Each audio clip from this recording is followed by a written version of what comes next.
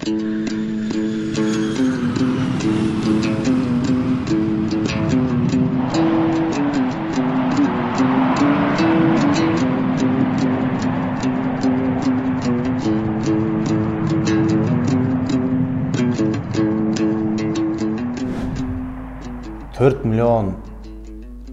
400 000 учагы. Жалгыз адам жалдап алып учабы? Келгенин эсептесе дагы ушунча кенен окшойт Пекиндин учагы. 4 миллион эмес, 400 сом жоктору бар.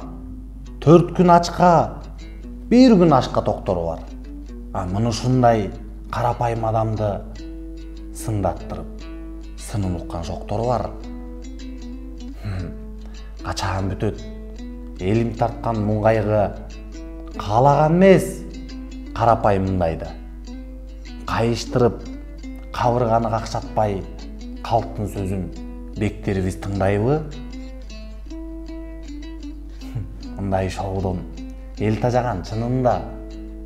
Ошол үчүн ыйлап айтат сынында. Бардыгын эл көрүп, билип турат. Эл эмес, учуп жүргөн чымында. Тили болсо ошол көргөн чымындын түбүнө түшүп чыкмак эмес чыныңдын. Туура эмес кылганыңды көрүп туруп, тура албай, ошол үчүн чыңырдым. Макул дейле. Барды, келди. Миллиондорду алды, берди. Ошондогу акчалар кайдан чыкты? Ойлончу, ошол болду. Жарды элди. Калкы турса кыйналып, кымбат кийсе не пайда? Жүрүшү баалуу учакты жалдап минсе не пайда? Журт башчысы болуп алып, жанындагы жөөкөргө башын ийсе, не пайда?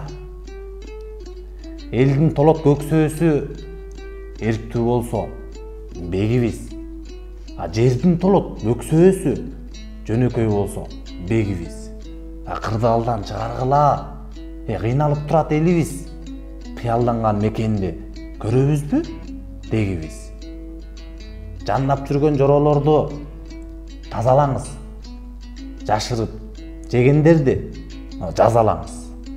Эл болгон сизди алып келип хан кылган жоосуз иштерди жасабаңыз.